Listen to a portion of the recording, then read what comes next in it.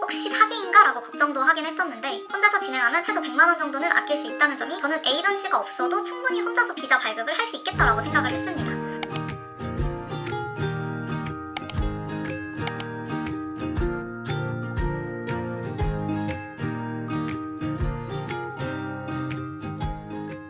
안녕하세요, 선희입니다. 이번 영상에서는 에이전시 없이 비자를 발급받을 수 있는 방법에 대해서 자세하게 다뤄볼까 합니다. 제가 에이전시 없이 혼자서 비자 발급을 준비하면서 정말 많은 자료를 찾아봤는데 생각보다 자세하게 다뤄주신 분이 없더라고요. 그래서 제 영상이 저와 같은 분들에게 많은 도움이 되었으면 좋겠습니다. 저는 첫 번째 인턴십 같은 경우에는 에이전시를 끼고 진행을 했었고 비용은 500불에서 600불 정도로 지불했습니다.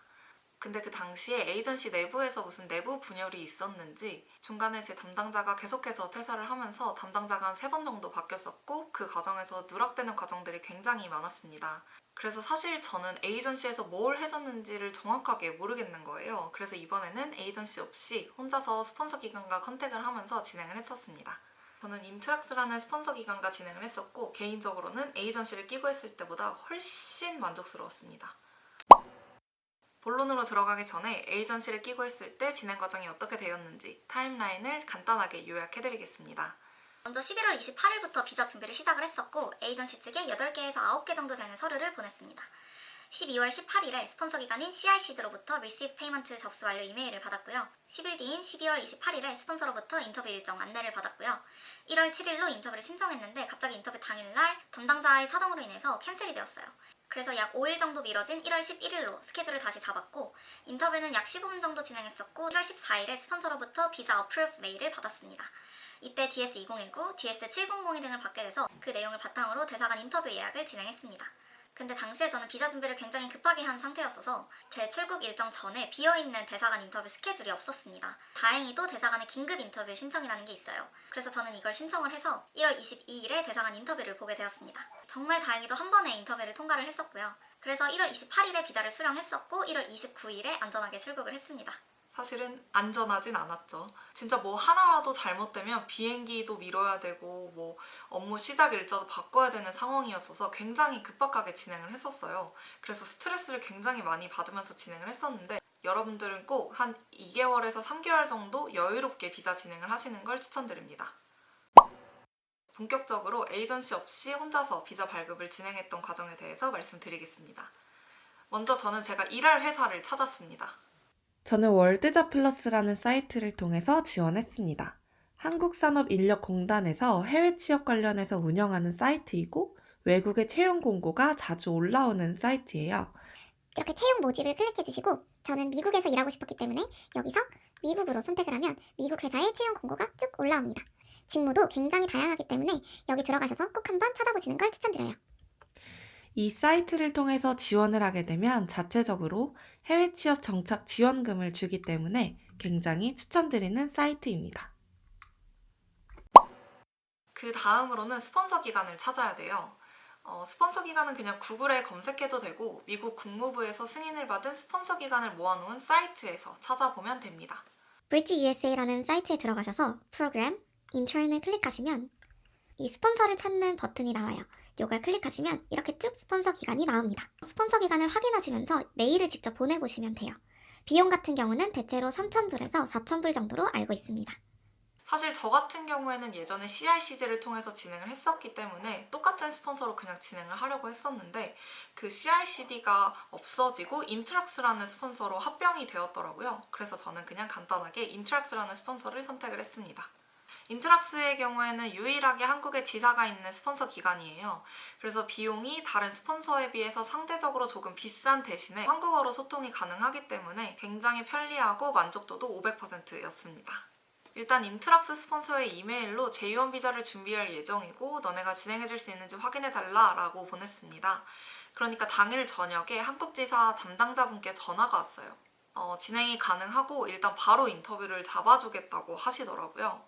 약간 시스템이 예전에 제가 진행했던 방식과는 굉장히 달랐기 때문에 약간 나를 뭐를 믿고 이렇게 갑자기 진행을 해주시는 거지? 이러면서 혹시 사기인가? 라고 걱정도 하긴 했었는데 에이전시를 끼고 진행하는 거랑 직접 진행하는 거랑은 약간 차이가 있다고 하시더라고요.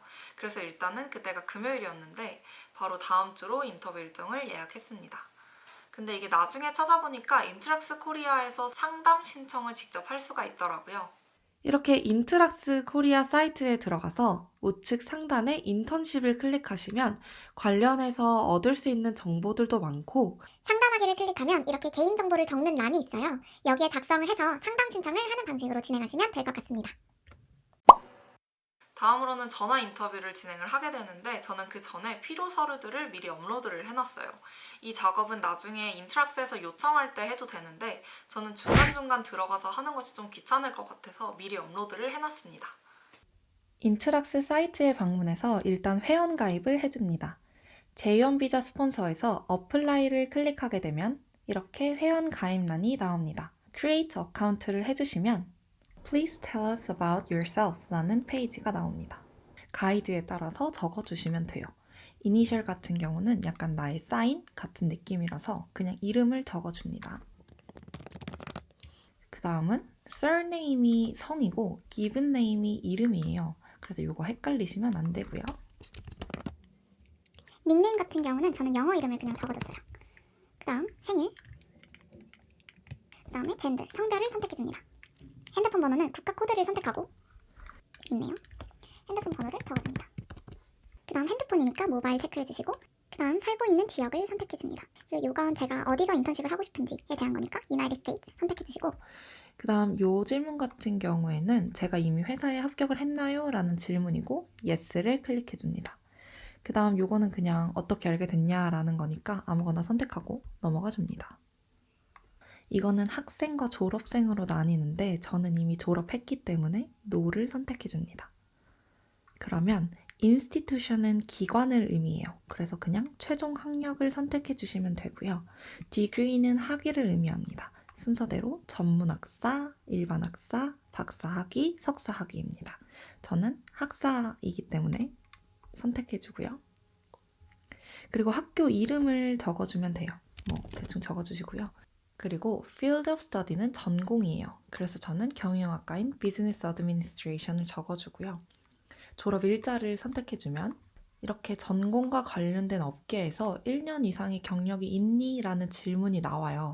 이건 제가 이미 졸업생이고 졸업한 지 1년이 지났기 때문에 트레이니로 지원을 해야 하기 때문에 나오는 문구예요.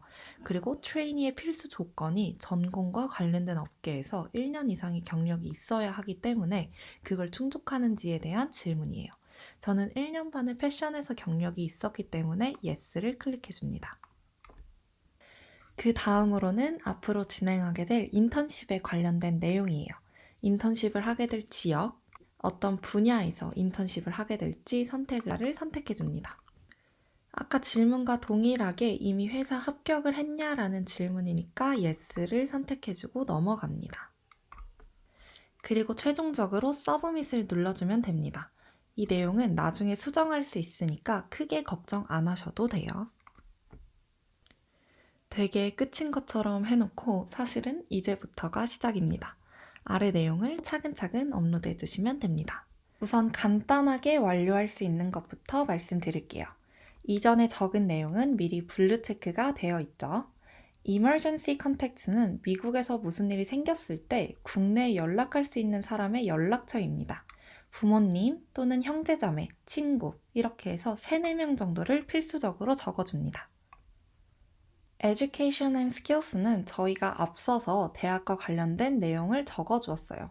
그래서 Language만 선택하면 됩니다. Native는 한국어를 선택을 해주시고요. 아래 Add를 클릭해서 영어를 선택해 주시면 됩니다. 본인의 영어 실력에 맞게 선택을 해주시고요. 이 외에 본인이 구사할 수 있는 언어가 있다면 추가해서 저장해 주시면 됩니다. 다음으로 비자 인포메이션은 태어난 나라와 지역을 적어주고 이전에 미국 비자를 발급받은 적이 있는지를 체크해 주시면 됩니다. 없다면 별다른 내용 없이 그냥 넘어가게 되고 만약에 있다면 이전 비자의 타입과 기간을 기재해 주시면 됩니다. 다음으로 Health Information은 Yes or No 질문입니다. 백신 접종 여부와 언제 맞았는지, 그리고 무슨 백신을 맞았는지를 적어주시면 되고요. 최근 5년 내에 심각한 질병이나 수술 여부, 그리고 신체장애 여부, 정신장애 여부, 식단 제한 여부, 그리고 알러지 여부, 현재 복용하고 있는 약이 있는지, 그리고 신체 관련해서 문제가 발생할 수 있는 것들을 적어주면 됩니다. 다음으로 contact information은 저의 연락처 정보를 적어주면 됩니다. 이메일, 전화번호, 집 주소, 그리고 우편 번호를 간단하게 적어줍니다. 다음으로 J2 dependent는 동반자를 의미해요. 제2원 비자를 받는 사람의 배우자 또는 자녀와 같은 부양 가족이 받는 비자입니다. 저 같은 경우는 없었기 때문에 no를 선택해줍니다. 그리고 비자 사진은 꼭 최근 6개월 내에 촬영된 사진이어야 하고 여권 사진과 동일하게 귀와 눈썹 다 보여야 합니다. 사진관에 가서 비자 사진 찍는다고 하면 대체로 알아서 해주시더라고요. 그럼 이제 조금 복잡한 부분으로 넘어가 볼게요. 먼저 work experience입니다. 인턴으로 비자를 발급받으실 경우에는 경험이 없어도 상관이 없어요. 근데 트레이니일 경우에는 꼭 work experience가 있어야 합니다. yes를 클릭해 주시고 add를 클릭하면 이렇게 업무 경험을 적을 수 있는 란이 나옵니다. 쭉 관련해서 적어주시면 되고요. 여기서 중요한 건 꼭 내가 갈 회사의 업무와 이전에 했던 업무의 내용이나 분야가 연관이 있어야 한다는 것 명심해 주세요. 다음으로는 placement information입니다. 이 내용은 제가 미국에서 일하게 될 호스트 회사의 정보예요. 사실 제가 적을 수 있는 내용이 아니기 때문에 회사 측에 작성해서 전달해 주실 것을 요청드렸어요. 저 같은 경우는 이렇게 워드로 파일을 만들어서 요청드렸고 회신을 받아서 그대로 옮겨 적었습니다. 이제 대망의 도큐멘트 체크리스트입니다. 필요한 서류를 업로드 해줘야 합니다. 여권, 영문 이력서, 그리고 Proof of Language Level 같은 경우는 표준 영어 점수인데 토플 같은 걸 말하고 저는 굳이 업로드 안 했어요. 그리고 Job Offer Document는 회사에서 저를 채용했다라는 내용이 담긴 채용 증명서이고 회사 측에 요청해서 받아야 합니다. Proof of Financial Responsibility는 재정 보증 서류인데 생략 가능하고 Interview Document는 정확하게는 모르겠는데 잡 인터뷰에서 어떤 내용이 오고 갔는지 그런 걸 정리한 서류 같은데 생략해도 무방합니다. 그리고 이전에 받은 비자가 있다면 프라이어 비자 스캔해서 업로드 해주시고요. 유니버시티 레터는 만약 교환학생이라면 학교 측을 통해서 받을 수 있는 것으로 알고 있고 인턴이나 트레이니는 생략해도 됩니다. 그리고 이건 재학생이라면 재학증명서, 졸업생이라면 졸업증명서이고요. 레코멘데이션 레터는 주변의 공인에게, 예를 들면 교수님께 영문으로 추천서를 받을 수 있다면 조금 더 저에 대한 신뢰도를 높일 수 있는 서류이고 마찬가지로 생략 가능합니다. 트랜스크립트는 성적 증명서이고요. Terms and Condition은 호스트 회사 계약 조건으로 알고 있는데 이것 또한 생략 가능합니다. 너무 많이 생략하는 거 아닌가 걱정하실 수도 있는데 만약 추가로 필요한 서류가 있다면 스폰서 측에서 따로 요청을 하시기 때문에 그냥 넘어가셔도 괜찮습니다. 이렇게 모든 내용을 작성하면 이런 화면이 뜹니다. 여기까지 완료하셨다면 정말 수고하셨습니다. 그 다음으로 전화 테스트를 봤습니다. 5분 정도 전화로 짧게 인터뷰를 진행을 했었고요. 기존에 제가 CI/CD를 통해서 진행했었던 인터뷰보다는 훨씬 라이트했고 약간 영어 실력 확인 정도였습니다. Okay. So why are you interested in America?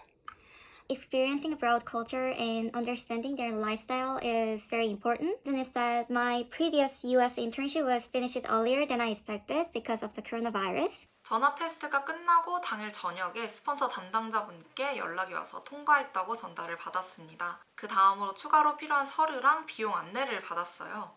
필요한 서류들은 인트락스에서 직접 메일로 발송을 해주시고요.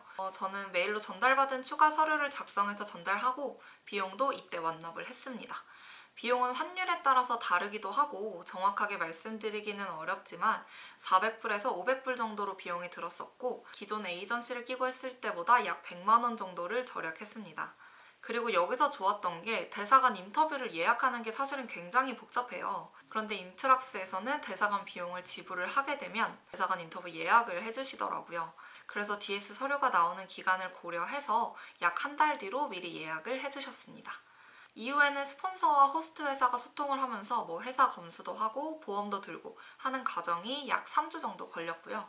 이후에 앞서서 말씀드렸던 필요 서류들을 업로드하라고 전달을 받았습니다. 저는 이미 작성을 해놨기 때문에 바로 다음 과정으로 넘어갈 수 있었고요. 다음날 DS700이 서류를 메일로 받게 되었습니다. 그 다음으로는 스폰서에서 오리엔테이션을 진행을 했어요. 이 과정이 제가 에이전시를 끼고 진행했을 때는 없었던 과정인데 스폰서 오리엔테이션에서 제1 비자와 미국에 가기 전에 유의해야 될 것들을 알려주셨었고 대사관 인터뷰 시뮬레이션까지 했습니다. 정말 세심하게 질문을 많이 해주셔서 정말 많은 도움이 되었어요. 마지막으로 대망의 대사관 인터뷰를 보게 되었습니다. 생각보다 굉장히 자세하게 물어봤는데 준비를 꼼꼼히 하고 갔던 덕분에 잘 대답할 수 있었고 결국에는 바로 비자 어프루브를 받게 되었습니다. 최종적으로 저는 일양택배 본사로 찾아가서 직접 비자를 수령하였습니다. 일양택배는 대사관과 독점 계약을 맺은 택배 회사인데요. 택배로 비자를 수령하게 되면 2만 원의 비용이 들게 돼요. 저는 픽업을 하면 비용이 안 들기 때문에 직접 본사를 찾아가서 픽업을 하였습니다. 최종적으로 후기를 말씀드리자면 저는 에이전시가 없어도 충분히 혼자서 비자 발급을 할 수 있겠다라고 생각을 했습니다. 크게 어렵거나 문제되는 부분은 없었고요. 스폰서 측도 아무래도 제가 망하는 걸 바라는 기업이 아니기 때문에 최대한 비자를 발급받을 수 있도록 많이 도움을 주는 기업이라고 생각이 들었어요. 장점을 간단하게 말씀드리자면 첫 번째로는 아무래도 가장 큰 부분이죠. 비용이 저렴합니다. 에이전시라는 기업이 100만 원에서 비싼 경우에는 200만 원까지도 수수료가 들기 때문에 혼자서 진행하면 최소 100만 원 정도는 아낄 수 있다는 점이 가장 큰 장점이 아닐까 싶습니다. 두 번째로는 제가 직접 스폰서 측과 소통하는 거기 때문에 중간 전달 과정이 생략이 되잖아요.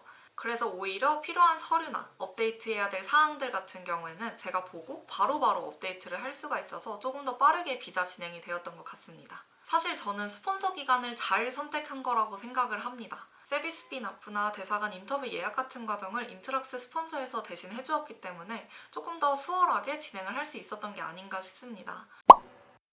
저는 절대 에이전시가 필요 없다고 얘기하는 것도 아니고 그렇다고 인트락스라는 스폰서를 홍보하는 것도 아니에요. 정말 내돈내산이거든요. 당연히 훨씬 더 좋은 에이전시가 있을 수도 있고 안 좋은 스폰서를 만나서 고생할 수도 있어요.